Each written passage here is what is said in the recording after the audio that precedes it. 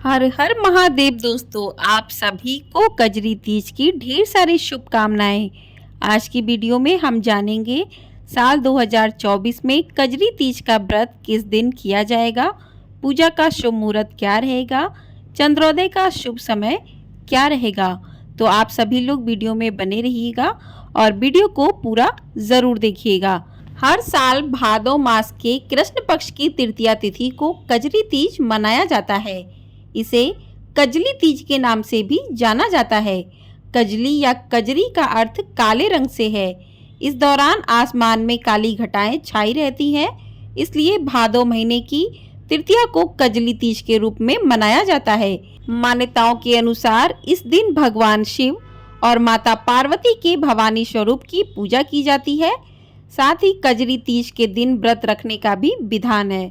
इस दिन महिलाएं अपने सुहाग के लिए व्रत करती हैं, जबकि कन्याएं मनचाहा वर पाने के लिए कजरी तीज के दिन उपवास रखती हैं। कजरी तीज के दिन सारे दिन व्रत रहकर शाम को चंद्रोदय होने पर ही इस व्रत का पारण किया जाता है। कई जगहों पर व्रत का पारण अगले दिन किया जाता है, तो जहां पर जिस तरीके से आप लोग पारण करते हैं उसके अनुसार आप अपने व्रत का पारण कर सकते हैं। कजरी तीज संतान प्राप्ति के लिए भी मनाई जाती है। जो स्त्रियां और पुरुष संतान सुख की कामना रखते हैं वे कजरी तीज का व्रत रखकर विधि विधान के साथ पूजा कर सकते हैं। कजरी तीज एक सजीला पर्व है, यानी इस दिन स्त्रियां साज श्रृंगार करके भगवान शिव और माता पार्वती की पूजा करके सुखी वैवाहिक जीवन और संतान प्राप्ति की कामना करती हैं। कई जगहों पर इस दिन भगवान श्री कृष्ण के झूले को फूलों से सजाकर कृष्ण भजन भी गाए जाते हैं।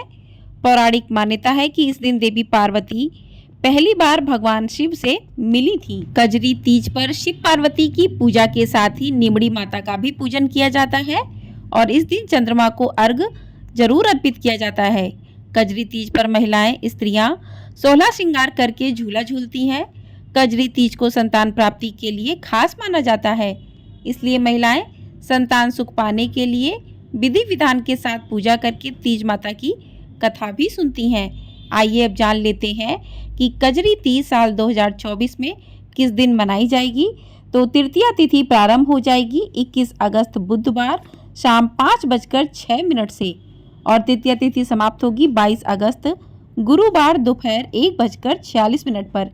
यानी कि तृतीया तिथि 21 अगस्त बुधवार को शाम को शुरू हो जाएगी और तृतीया तिथि समाप्ति होगी 22 अगस्त दोपहर 1:46 पर।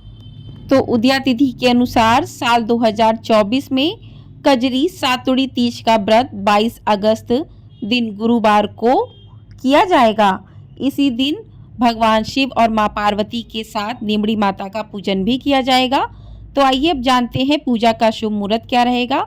तो पूजा का शुभ मुहूर्त रहेगा 22 अगस्त को सुबह 5:54 से लेकर 7:32 तक और अगला शाम का शुभ मुहूर्त रहेगा 6:53 से लेकर 8:16 तक। तो सुबह के समय यदि आप पूजा करते हैं तो इस शुभ मुहूर्त में करें और शाम का पूजा करते हैं तो शाम को इस मुहूर्त में पूजा करें। पूजा करने के बाद चंद्रमा को अर्घ देना चाहिए। तो चंद्रोदय का शुभ समय रहेगा 22 तारीख को रात्रि 8:20 पर। तो 8:20 पर जब चंद्र उदय हो जाएगा उसके बाद चंद्र को अर्घ देने के बाद ही इस व्रत का पारण किया जाता है। लेकिन कुछ स्थानों पर इस व्रत का पारण व्रत के अगले दिन किया जाता है। तो आपकी तरफ जिस प्रकार से होता है व्रत का पारण आप उसके अनुसार कर सकते हैं। आइए अब जानते हैं कि जो भी महिलाएं या कुंवारी कन्याएं कजरी तीज का व्रत करती हैं तो उन्हें किन नियमों का पालन करना चाहिए। तो कजरी तीज के दिन झूला झूलने की परंपरा होती है। यह परंपरा सदियों से चली आ रही है। इस दिन स्त्रियों को झूला जरूर झूलना चाहिए। कजरी तीज के दिन सुहागिन महिलाओं को 16 श्रृंगार करना चाहिए। ऐसा करने पर ही पूजा का फल प्राप्त होता है। कजरी तीज के दिन महिलाओं को हरे रंग के वस्त्र धारण करना चाहिए। अगर आपके पास हरे रंग के वस्त्र नहीं है तो आपको लाल रंग के वस्त्र धारण करना चाहिए। कजरी तीज पर भूलकर भी दिन में सोना नहीं चाहिए। पूरे दिन भगवान शिव और माता पार्वती के नाम का भजन करना चाहिए। आइए अब जानते हैं कजरी तीज के दिन आपको क्या नहीं करना चाहिए। तो कजरी तीज के दिन सुहागिन महिलाओं को सफ़ेद रंग के कपड़े पहनने से बचना चाहिए और काले रंग के कपड़े भी नहीं पहनने चाहिए क्योंकि ये अशुभ माना जाता है। इस दिन उपवास रखने वाली महिलाओं को अन्न या जल भी ग्रहण नहीं करना चाहिए। यदि आपने व्रत नहीं भी रखा है तब भी घर में लहसुन प्याज जैसी तामसिक चीज़ें या मांस मछली या मदिरा पान से सख्त परहेज करना चाहिए। व्रत के दिन पति से झगड़ा व किसी प्रकार का क्रोध ना करें, ना ही किसी प्रकार के गलत शब्दों का प्रयोग करना चाहिए। तो ये कुछ नियम थे जो कजरी तीज के व्रत रखने वाली महिलाओं को नहीं करना चाहिए। आइए अब जानते हैं कि कजरी तीज के दिन पूजा के लिए किन सामग्रियों की आवश्यकता होती है। तो कजरी तीज के दिन पूजा के लिए सबसे पहले आपको शिव पार्वती जी की प्रतिमा चाहिए होगी। पीला वस्त्र, श्रीफल, चंदन, गाय का दूध, गंगा जल, दही, मिश्री, शहद, पंचामृत, कच्चा दूध, नए वस्त्र, केला के पत्ते, बेलपत्र, शमी के पत्ते, जनेऊ, जटा नारियल, सुपारी, कलश, धतूरा, अक्षत, दूर्वा और कपूर रख लें। इस दौरान माता को अर्पित करने के लिए हरे रंग के वस्त्र, बिंदी, चूड़ियाँ, कुमकुम, कंघी, सिंदूर, मेहंदी सभी 16 श्रृंगार की सामग्री रखनी चाहिए। आइए अब जानते हैं कि कजरी तीज के दिन आपको पूजा किस प्रकार से करनी चाहिए, पूजा विधि क्या रहेगी। तो कजरी तीज के दिन प्रातःकाल स्नान करके व्रत का संकल्प लें। पूजा के शुभ मुहूर्त में मिट्टी या गोबर से दीवार के किनारे तालाब जैसी आकृति बनाकर उसके पास एक नीम की टहनी रोप दें। पूजा की चौकी पर शिव पार्वती और नीमड़ी माता की प्रतिमा स्थापित करें और उनका श्रृंगार करें। तालाब जैसी आकृति पर कच्चा दूध और जल डालकर उसके पास एक दीपक जलाएं।